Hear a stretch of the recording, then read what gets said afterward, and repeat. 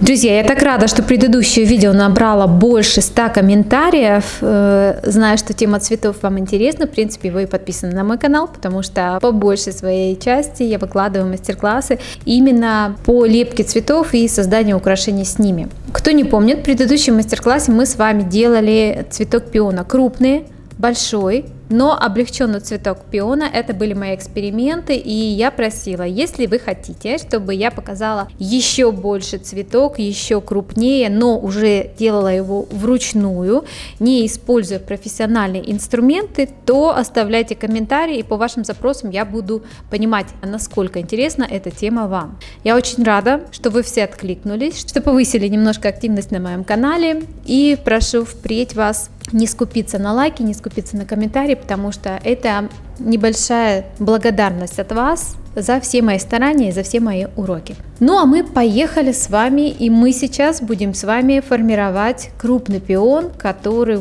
раза в 2 больше, чем пион, который я показывала в предыдущем мастер-классе, и этот пион очень-очень легкий, он воздушный.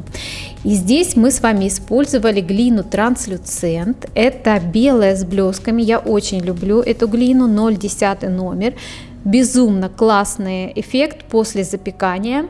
И как в прошлый раз я раскатала пласт белой глины, причем я его раскатала очень тонко на цернитовской пастомашине. Это 6-й режим, приблизительно 0,8 мм толщиной. Теперь я вооружилась скальпелем и в произвольном порядке начинаю вырезать лепестки. Причем лепестки мы вырезаем на глаз, начинаю с маленьких, но маленький лепесток у меня 2 сантиметра высотой. У меня лепестки доходят до 3 сантиметров. Вот если вы сейчас видите, я начала нарезать средние лепестки, и даже есть кое-где крупные лепесточки. По ширине самый крупный 2 сантиметра. Можете нарезать еще больше, можете чуть поменьше. Здесь все на глаз, плюс еще будет раскатка вручную, поэтому смотрите. Лепестки, часть лепестков я нарезала, и вот теперь делаю зубчатый край с помощью того же скальпеля. На каком-то лепестке я делаю один надрез, на каком-то лепестке по 2 надреза, и дальше перекладываю лепестки на ладошку и начинаю раскатывать стеком-шариком. Как и в предыдущем варианте, мы раскатываем только верхнюю часть. Мы серединку и нижнюю часть лепестков не трогаем. Сначала прокатываю центральную часть, и потом к ней же подтягиваю уже боковые части. Резко снимаю лепестки с ладошки, чтобы они не тянулись, потому что очень тонкая раскатка пласта. И дальше у меня есть вайнер. Подберите любой такой вайнер с хорошей жилистой фактурой, и с помощью этого вайнера придаю прожилки на поверхности лепестков.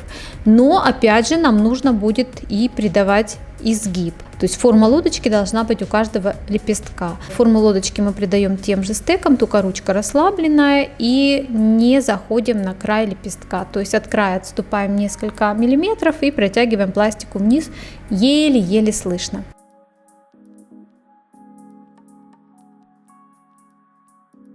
Как и в предыдущем варианте, будем использовать основу из фольги, только я ее сделала очень-очень крупненькую в этот раз. Лепестки покрупнее, значит, и цветок можно сделать крупнее спокойно. И обтягиваем ее тонким пластом пластики. Вот прям на самом тонком режиме пастомашины раскатайте и тоненько-тоненько верхнюю часть, острую часть капельки из фольги обтяните пластикой, и к ней же мы будем приклеивать лепестки. Берем самые маленькие лепестки, которые есть. Приподнимаем лепестки буквально так, чтобы третья часть лепестков возвышалась над острием капли.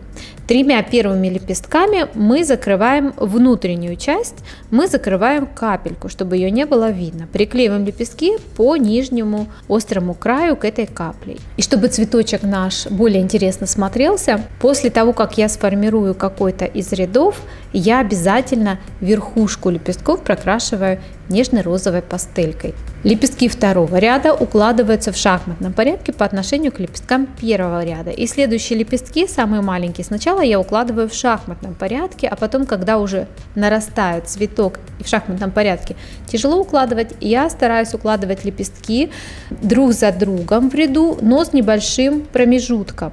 То есть где-то 2-3 мм друг от друга отступаю, где-то даже 5 мм. Главное, чтобы не было нагромождения лепестков, чтобы лепестки в одном ряду ряду не склеивались и внахлёст друг на друга не укладывались.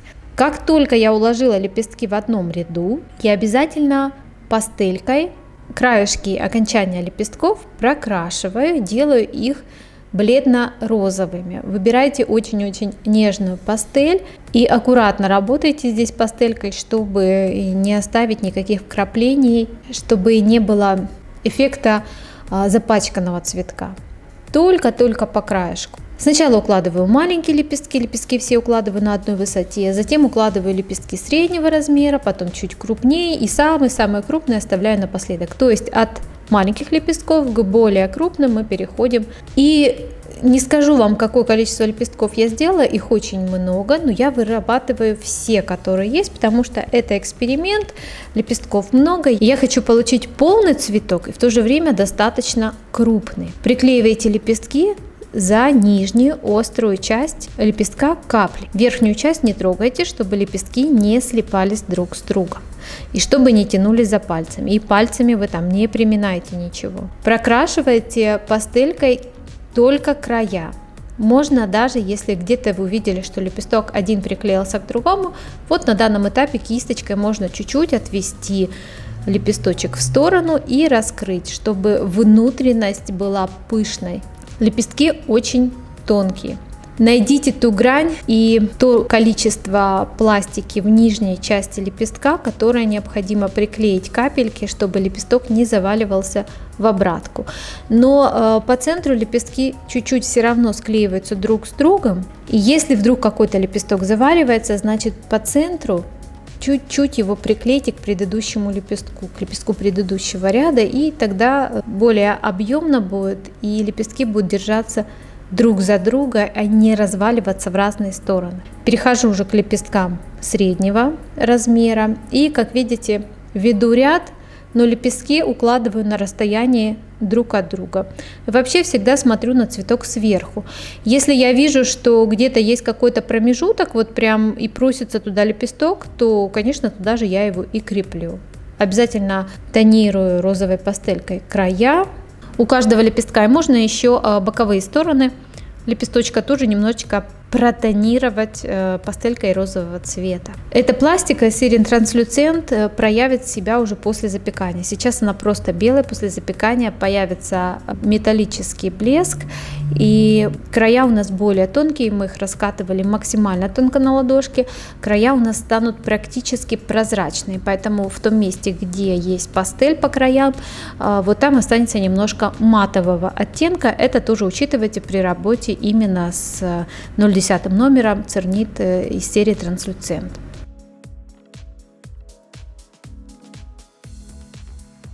Пока лепестки укладываю в хаотичном таком порядке, и напоследок я вот оставила 9 крупных лепестков, я их сразу отложила в сторону, они будут закрывать цветок и формировать самый нижний ряд, где лепестки немножечко по-другому будут укладываться.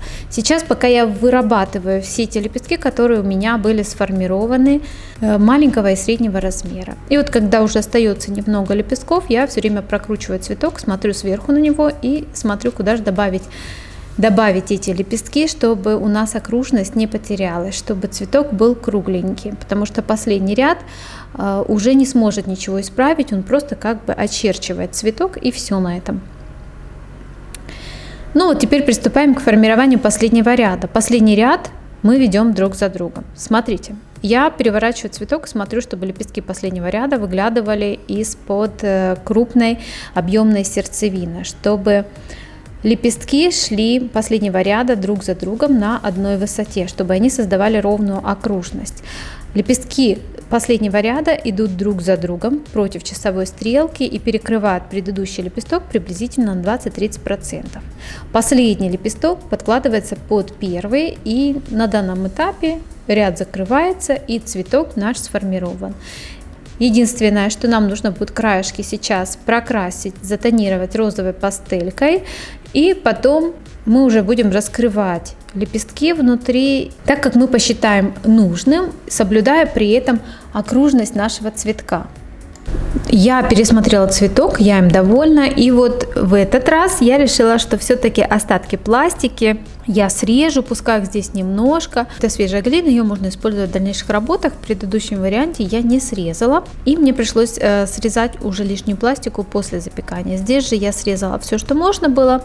И, как я уже говорила, размещаем в губке, чтобы фольга у нас утонула в углублении. Еще раз пересматриваю сверху цветок, смотрю на него, кисточкой подправляю аккуратно и раскрываю лепестки, смотрю, если где-то есть слипшиеся, то я их, конечно, перед запеканием раскрываю. Если нижние лепестки очень тонкие, есть вероятность, что они в момент запекания опадут, поэтому лучше, чтобы они, нижние лепестки, крупные, лежали на поверхности губки. Все, ставим запекать, температура 120-130 градусов и время 20-30 минут. Вот сейчас вы можете видеть, как выглядит цветок после запекания, как ведет себя серия Translucent 010 номер после обжига. В нем появился характерный такой красивый блеск, и розовая пастель все-таки придала такой нежный и изящный вид нашему цветку. Цветок достаточно крупный, но он очень-очень легкий. Изнанку можете декорировать как вам угодно, делать какие угодно крепления, повторно запекать цветок, использовать его уже в декоре, либо в украшениях. В общем, как видите, из полимерной глины тоже можно сделать достаточно крупные цветы. Будьте активными, пишите комментарии, ставьте лайки, и мы с вами будем приручать полимерную глину дальше, изучать ее возможности и тонкости при работе с ней. На сегодня это все, жду ваши комментарии. Всем пока-пока!